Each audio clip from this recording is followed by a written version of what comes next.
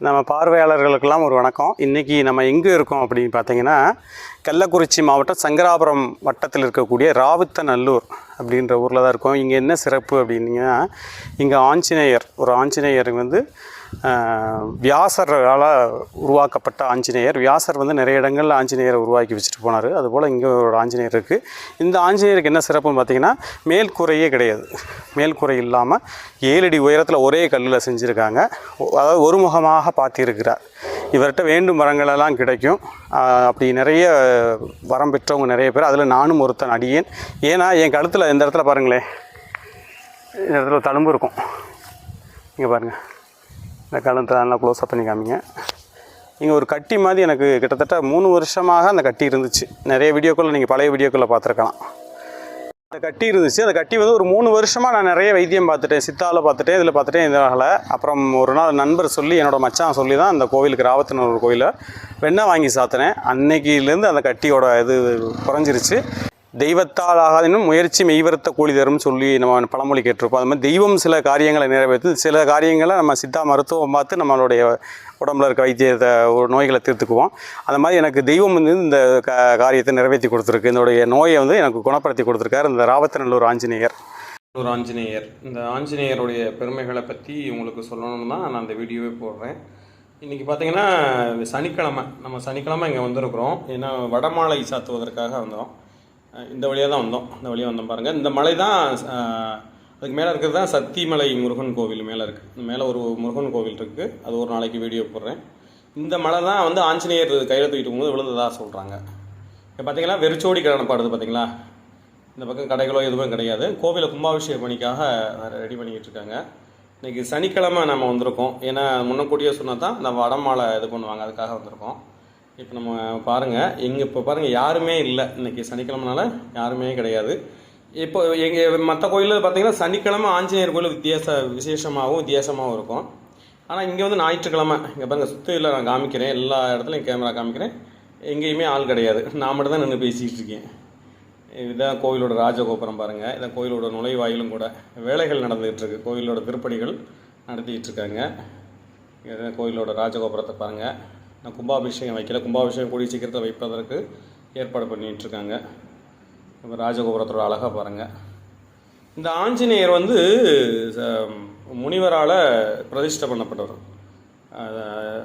அதனால் இந்த ஆஞ்சநேயருக்கு சிறப்புகள் இப்போ பாருங்கள். உள்ளே வந்து ஒரு சில கடைகள் மட்டும், ஒரு சில பக்தர்கள் மட்டும் வந்திருக்கிறாங்க.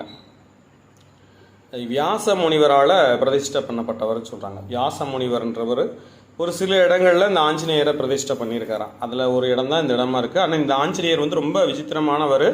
ஒரே கல்லால் செஞ்சுருக்காங்க. இங்கே பாருங்கள், வெளியில் வந்து சில ஆஞ்சநேயர் சிலைகளை வச்சுருக்காங்க. நேர்த்தி கடனுக்காக செஞ்சு வச்சுருக்காங்க. ஒரு கற்சிலை இருக்குது பார்த்தீங்களா. இங்கே அதுக்கு பக்கத்தில் ஒரு ஆஞ்சநேயர் சின்னதாக உருவாக செஞ்சு வச்சுருக்காங்க. அதுக்கு சுதைச்சிருப்பு இருக்குது. அதில் பார்த்திங்கன்னா அதை எழுதி கட்டியிருப்பாங்க எல்லாமே. அது எதுக்குன்னா வேண்டுதல்களை வேண்டி எழுதி கட்டுவாங்க.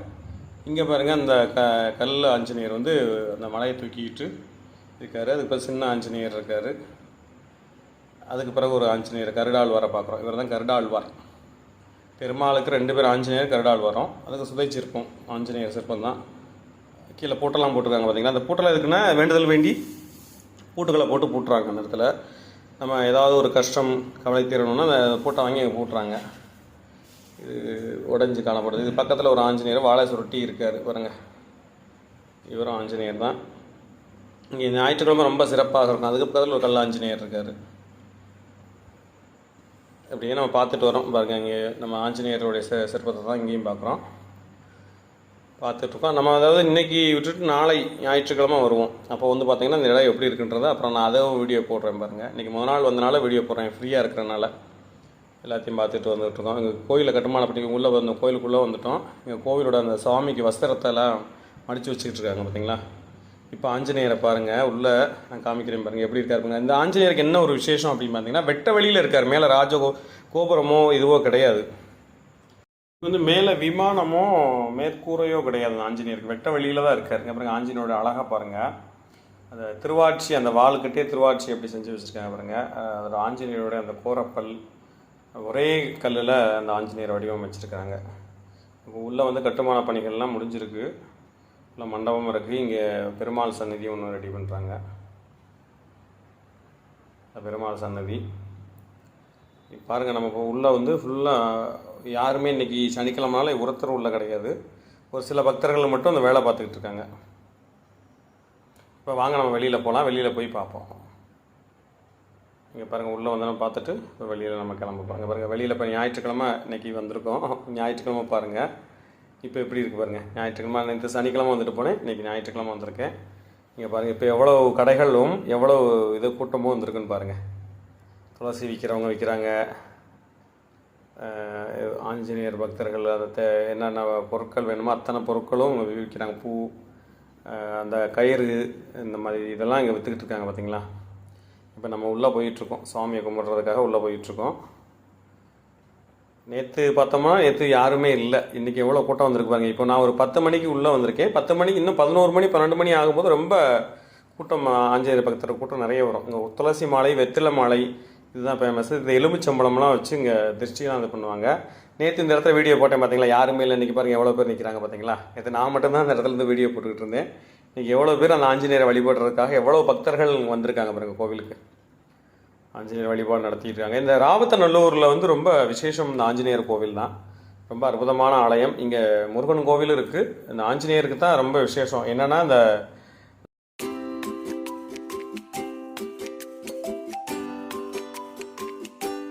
வியாச முனிவரால் பிரதிஷ்டை பண்ணப்பட்டனால இந்த ராவத்தநல்லூர் ஆஞ்சநேயருக்கு ரொம்ப சிறப்பு உண்டு. எதுக்காக அந்த வியாச முனிவருக்கு அந்த அடையாளம் என்னன்னு பார்த்தீங்கன்னா, வாளில் மணி கட்டி இருக்கிறதெல்லாம் வியாச முனிவர் பிரதிஷ்டை பண்ணியிருக்கதா சொல்கிறாங்க. ராஜகோபுரத்தை பாருங்கள்.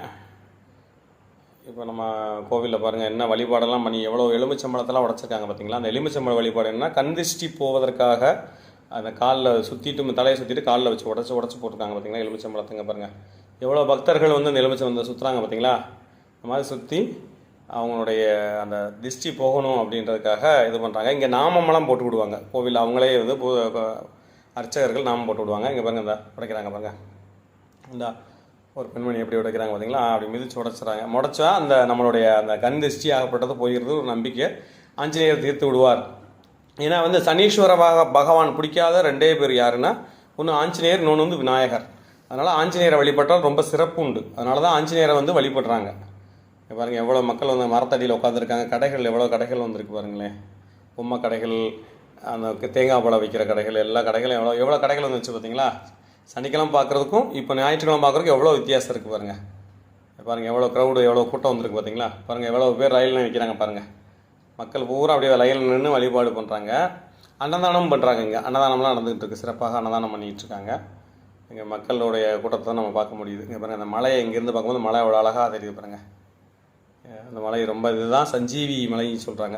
அந்த சஞ்சீவி ஆஞ்சநேயர் தூக்கிட்டு போகும்போது கையிலேருந்து ஒரு பாகம் விழுந்ததாக ஒரு புராண கதை தான் இது. அப்படி தான் அந்த மலை இருக்கதா சொல்கிறாங்க. இதில் நிறைய மருத்துவ மூலிகைகள்லாம் இதில் இருக்குது. இதில் மேலே ஒரு முருகன் கோவில் அது தெரியுது பாருங்கள், அதுதான் முருகன் கோவில். இப்போ நம்ம வெளியில் வந்து கடைகளை பார்க்குறோம் பாருங்கள். சாமியை வணங்கிட்டு வெளியே வந்தாச்சு. எல்லா கடைகளும் இருக்குது, போக்குவரத்து வசதியாக இருக்குது. நீங்கள் வரணும் அப்படின்னு வச்சிங்கன்னா நீங்கள் இங்கே சங்கராபுரத்து வழியாக வரலாம் கோவிலுக்கு. சங்கராபுரத்து வழியாக வரலாம். தேங்காய் பழ கடைகள்லாம் பார்த்துட்டு அப்படியே வந்துக்கிட்டு இருக்கோம் பாருங்கள். எல்லா கடைகளும் அந்த ஞாயிற்றுக்கிழமை எல்லாமே கிடைக்குதுங்க. இல்லை எவ்வளோ பக்தர்கள் கூட்டம் அலைமோதும் அந்த ஞாயிற்றுக்கிழமை. நம்ம கொஞ்சம் நேரத்தில் வந்துட்டு போகிறோம். இன்னும் 12 மணி 1 மணிக்கு பூஜைக்கெல்லாம் பார்த்தீங்கன்னா ரொம்ப கூட்டம் இருக்குங்க. நிறைய கடைகள் இருக்குது. கண்டிப்பாக நீங்களும் வந்து இந்த ராவத்தநல்லூர் ஆஞ்சநேயர் வழிபட்டுட்டு போங்க. இவர் பேர் சஞ்சீவி ராயா ஆஞ்சநேயர்ன்றாங்க. கண்டிப்பாக இவருடைய பெருமைகள் எல்லாருக்கும் கிடைக்கட்டும். அவருடைய சக்தியும் நம்மளுக்கு எல்லாம் கிடைக்கட்டும். நம்ம எல்லாம் வணங்கிட்டு நம்ம வெளியே வந்துட்டு அப்படியே போயிட்டுருக்கோம். ஒவ்வொரு கடைகளாக பார்த்துக்கிட்டு போயிட்டுருக்கோம். பலகார கடைகள்லாம் இருக்குது பாருங்கள். ஐஸ்கிரீம் கடைகள், பலகார கடைகள் எல்லாம் இருக்குது. நல்ல வெயிலில் வந்து நம்ம சாமியை வணங்கிட்டு போகிறோம். எனக்கு வேண்டுதல், ரொம்ப நாள் வேண்டுதல். இந்த வேண்டுதலை முடிச்சுட்டு நான் கிளம்புறேன். நீங்களும் கண்டிப்பாக சங்கராபுரம் வந்தீங்கன்னா இந்த ராவத்தநல்லூர் ஆஞ்சநேயர் கோவில் கண்டிப்பாக வந்து வழிபாடுங்க.